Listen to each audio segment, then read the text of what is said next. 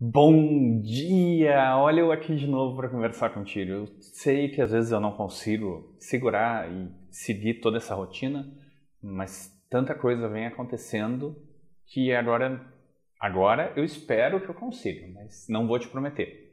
Eu sei que novidade sempre vai ter aqui. Bom, fui para o Monte Roraima e tô aqui de volta.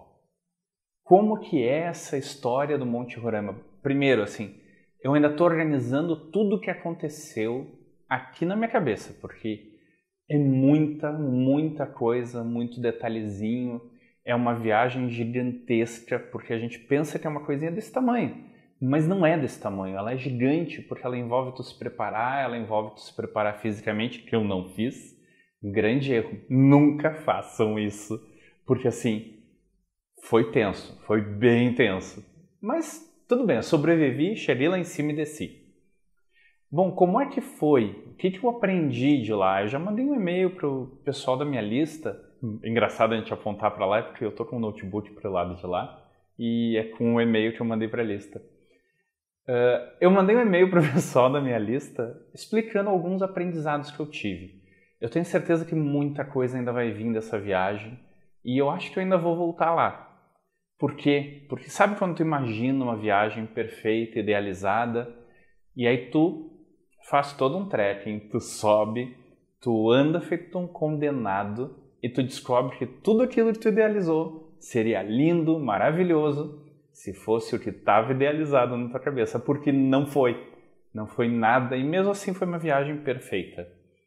Bom, o que é o Monte Roraima? O Monte Roraima é o que eles chamam de um tepui, que é como se fosse um pedaço de terra que subiu como uma plataforma. Então ele é um platô lá em cima e uma queda, é como se fosse um pedaço de terra que subiu mesmo e não tem como subir para lá. Só tem um caminho para subir por trekking, caminhando, e outros dois caminhos para subir via escalada. Fora isso, eles ainda não têm mais do que 2 ou 3 caminhos para chegar lá em cima. Certo. E o que tem lá em cima? Só um monte. Tá, mas o monte é um lugar diferente, é uma aura diferente, é um aprendizado. Tu fica muito contigo mesmo nessa história. Tu fica pensando na tua vida, tu tenta te entender, tu tenta compreender o que tu tá fazendo ali. Tem momentos em que tu pensa, meu Deus, por que eu fui fazer uma loucura dessas? Por quê? Porque assim, são 10 dias. No primeiro dia, eu peguei o pacote maior ainda por cima, né? E, aliás, parabéns para o pessoal da Roraima Adventures, que é a agência de aventura, de ecoturismo lá de Roraima, que faz esse caminho aí, porque foi a melhor opção que eu tive. Os caras são fantásticos. Todo mundo que subiu e desceu no nosso grupo não emagreceu uma grama. Todo mundo disse parabéns, a gente não conseguiu emagrecer, porque tu pensa que tu vai chegar em cima, tu vai caminhar 120 km em 10 dias e que tu vai voltar sequinho. Não, tu não emagrece uma grama.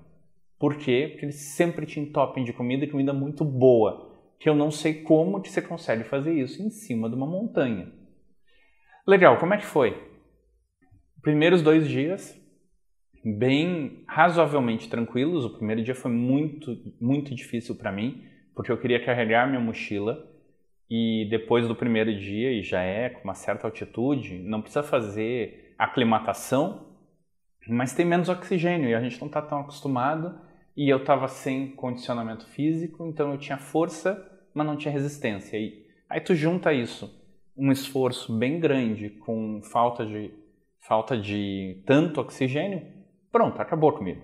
Então o primeiro dia eu carreguei a minha mochila e foi o maior arrependimento da minha vida. Eu só pensava a cada momento por que eu não contratei o carregador, por que eu fui botar na minha cabeça que eu queria uma experiência completa.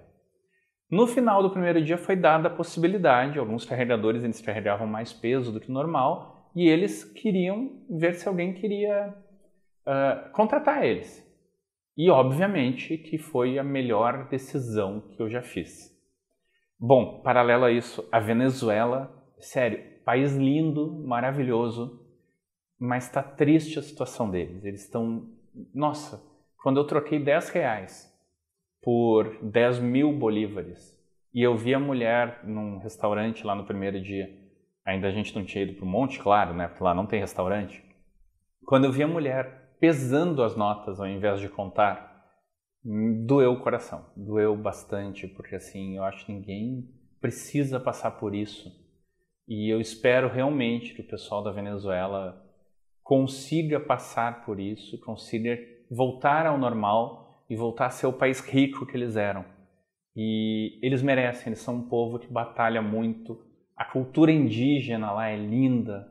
Mas vamos voltar então um pouquinho para o monte. O que acontece? Primeiro dia, 15 quilômetros. Tá, foi dolorido, foi cansativo, mas eu consegui. Tranquilo e não sofri. Não, sofri bastante. Sofri muito mesmo. Eu pensei que eu não sabia se eu ia chegar lá em cima. Segundo dia, como eu entreguei minha mochila, eu só estava carregando uma mochilinha pequena, com câmera fotográfica e tudo, foi um paraíso. Foi muito bom, porque eu consegui realmente aproveitar aquela viagem. E no segundo dia, no que a gente estava chegando na montanha, a gente está tipo 600, 800, não, acho que um quilômetro. É difícil precisar de distância, sabe?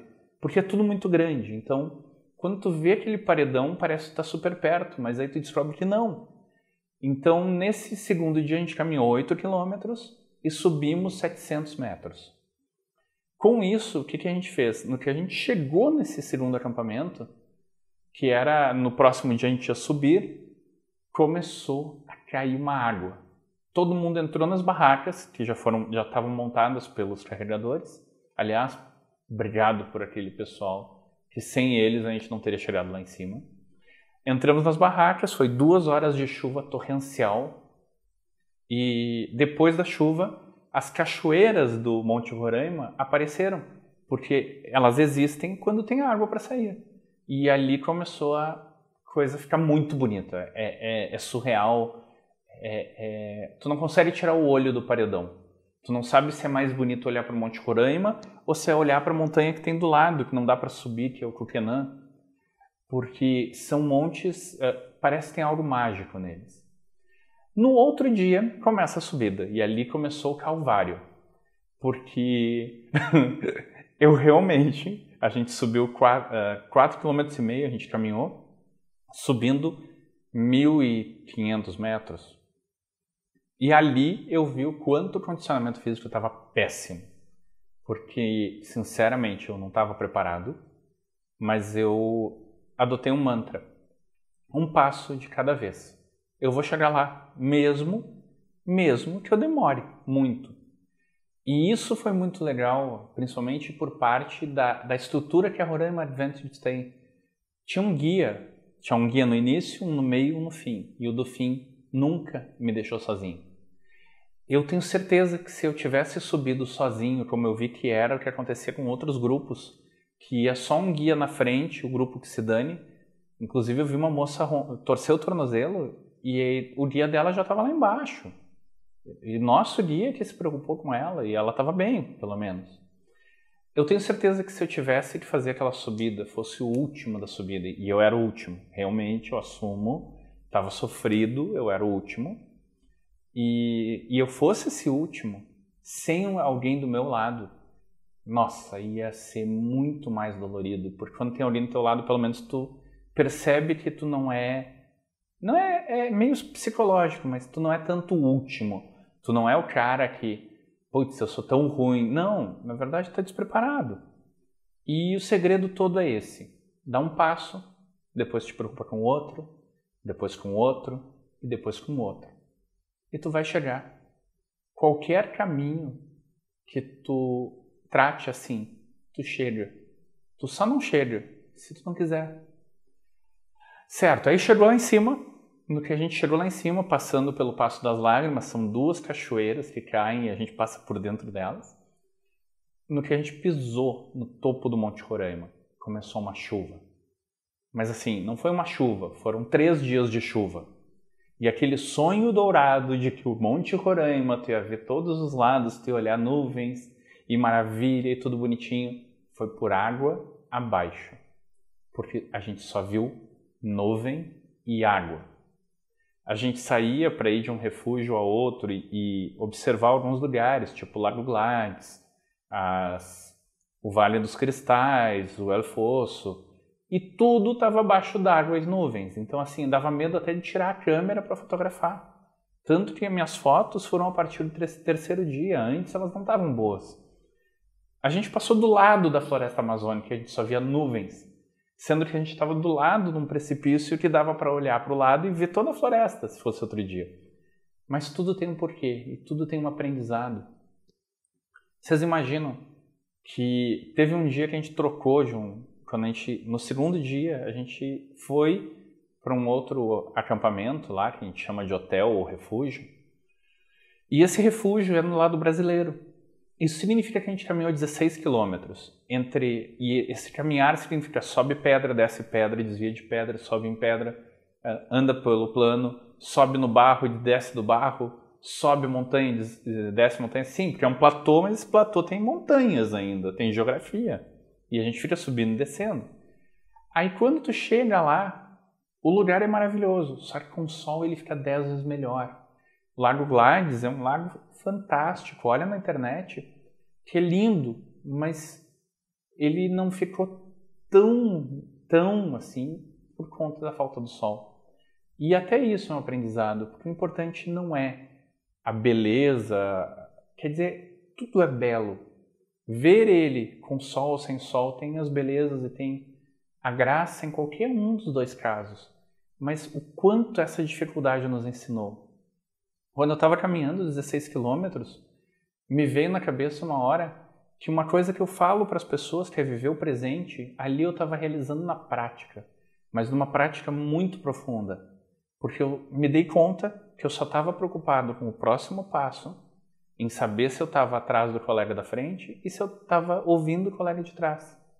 Porque se tu perder a pessoa de vista e vier uma neblina lá em cima, vocês podem se perder e aí é um problema, porque é muito fácil se perder lá, porque é tudo muito parecido. Então, o que acontece? Ali tu só tinha que estar presente. Nem a tua cabeça ia para longe, porque não é... Tu tá ali, tu está. E naquele momento eu percebi que eu não estava dando bola para relógio, eu não estava dando bola para nada. Eu só estava dando mais um passo. Às vezes a minha cabeça vinha para o dia a dia, mas era pouco tempo. Eu conseguia parar e refletir depois que a gente voltava para o acampamento. E até isso foram vários e vários aprendizados. Eu vou fazer mais alguns vídeos falando sobre essa história. Eu não quero torrar tua paciência fazendo um vídeo gigantesco, porque eu acho que tu não precisa aguentar eu falando por meia hora e daqui a pouco tu não vai ter paciência, né? Ou eu posso estar enganado, me fala. Então, assim, esse aprendizado de estar presente foi algo... não tem preço, assim. Uma coisa é saber no racional, outra coisa é praticar, outra coisa é entrar dentro do peito isso. E foi o que realmente eu vi ali. Ali eu estava. Eu não estava nem no amanhã, nem no ontem. Eu não estava fazendo força para não estar no amanhã ou no ontem. Eu só estava. Era quase uma meditação em caminhar. Bom, depois que a gente voltou no Lago Gladys, foram mais um dia de chuva. A gente trocou de hotel. Quando a gente trocou de hotel, no terceiro dia... Às vezes eu me confundo, assim. Eu anotei tudo, mas assim... É que era tanta coisa que aconteceu que tu se confunde. Tu já deve ter passado por isso. Bom, no terceiro dia abriu o sol, quando a gente chegou no Hotel Guatiro, que era na borda do paredão que a gente subiu. E quando abriu o sol, parece que assim, aquele momento é que tu percebe que aquele lugar maravilhoso que tu tá é em cima de uma montanha. Porque quando tem aquelas nuvens fechando e a tempestade, parece que tu continua caminhando no térreo. Não parece que tu subiu tudo aquilo. Quando o sol abre, tu olha as nuvens dançando. Aliás, tem um vídeo que eu fiz sobre isso, que eu gravei 2, 3 minutos de paz. É o vídeo anterior do canal, deve estar em algum lugar aqui no canal. Quando tu consegue parar, sentar na borda do paredão e olhar, e ver da onde tu veio, ver a distância que tu percorreu, tu entende realmente a dimensão de onde tu está. Poder ficar ali, apreciar a natureza, ver aquela dança das nuvens abaixo de ti, ver aquele momento de paz valeu toda a caminhada, toda a dor, todo o desconforto, toda a chuva, todo o frio, toda a luta para chegar lá. E todos os aprendizados também valeram. No outro dia a gente fez visita ao La Ventana, a Jacuzzi, a Catedral, a Pedra Maverick, que quase acabou comigo de novo, porque foram 200 metros subindo e eu estava já no limite. Aliás, estar no limite é outra coisa que foi muito interessante. Eu cheguei no meu limite, eu passei. Meu corpo disse, cara, eu não vou mais, eu desisto de ti. Naquele momento, eu realmente entendi o que o meu professor de Aikido falava. Que tinha um momento em que tu parava de ter força, tu parava de ter ânimo, e só o que te movia era a tua força de vontade, que isso era o Aikido. Ali eu entendi, porque acabou a minha força. Acabou a minha força, eu não tinha mais ânimo, e eu disse, eu vou chegar. E eu continuei indo. E a cada dia da minha vida, eu vou lembrar desse momento. Porque tudo que a gente quer, se a gente tem força de vontade, a gente consegue. Nem que leve 20 anos. Depois desse dia de sol, no outro dia a gente começaria a descida. E no outro dia de manhã, não, nesse dia de noite, quando eu me dei conta que no outro dia a gente ia sair, deu um nó na garganta, assim. Deu um mega nó na garganta. De manhã, no outro dia, quando a gente ia se preparar para sair, também o nó. E é engraçado porque é um nó que vem de não sabe se da onde, porque o lugar tem uma energia diferente e, tipo, parece que tu não quer mais sair dali, porque... Mas não é um parece do tipo, eu quero ficar. Não, tá na hora de ir embora, vamos. Sobe aquele nó e tu vê, cara, como eu gostei disso aqui. Como que isso mexeu comigo e eu não me dei conta. E realmente mexe. Aí a gente desceu. Obviamente começou a chover para a gente descer. E no meio do caminho da descida parou de chover. Quando a gente chega lá embaixo, quase indo embora, deu uma tempestade. No meio do caminho que a gente estava indo, abriu 2 arco-íris que estão no meu Face. Lindos, fantásticos. Eu nunca tinha visto 2 arco-íris perfeitos assim. Um do lado do outro, assim. E na sequência, continuamos, atravessamos os rios, paramos no primeiro acampamento. No outro dia foi o último dia que a gente veio caminhando, mais 13 quilômetros. Meu pé já não aguentava mais, obviamente que não. Esse último dia eu fiz de sandália, eu não fiz com a bota porque meu pé não aguentava mais a bota. Aliás, excelente bota que... não teve uma bolha. Eu não acreditei que eu não tive bolha. Foi muito bom isso. Vocês não sabem a importância que se dá ao teu pé depois de 10 dias caminhando. Aí a gente veio vindo assim e também de manhã, antes do sol nascer, era 5 da manhã eu estava de pé. Porque o nosso café ia ser 5h10, alguma coisa assim. Nossa, olhando aquele céu estrelado com estrelas que eu não via desde a minha infância. Eu tô com 42. Quando eu tinha meus 8 anos, dava para ver muito mais estrelas em Porto Alegre, Canoas, do que se vê hoje. Por conta da luminosidade da cidade. E olhando para aquele céu assim e vendo que a gente tá saindo, nossa, ali foi meu momento de chorar ainda. E não tenho vergonha de falar que eu chorei. Aliás, depois eu descobri que todo mundo chorou. A maioria se escondeu, não veio sozinho caminhando para não ter ninguém perto e chorava. E eu entendo eles, porque foi uma viagem que muda a vida das pessoas. E muda mesmo. Eu ainda pretendo voltar lá, pretendo fazer o caminho de Santiago, e estou pensando numa doideira, mas para daqui a uns 10 anos. Bom, por hoje é isso. Vai ter outros vídeos. Aliás, eu quero uma opinião tua. O que vocês acham, o que tu acha de eu começar a comentar alguns filmes, ou indicar filmes e livros, e sugerir e fazer o link do que tu pode aprender com aqueles filmes e livros. Só que eu só vou fazer isso. Não vou dizer que eu só vou fazer isso porque eu vou acabar fazendo. Mas eu queria que tu me dissesse a tua opinião. Tu gosta dessa ideia ou não? Comenta aqui embaixo, coloca o teu joinha, te inscreve no canal e Gratidão a cada uma das pessoas que se inscreveu, que assiste meus vídeos, porque isso faz com que eu queira aprender mais para poder compartilhar ainda mais contigo. Gratidão.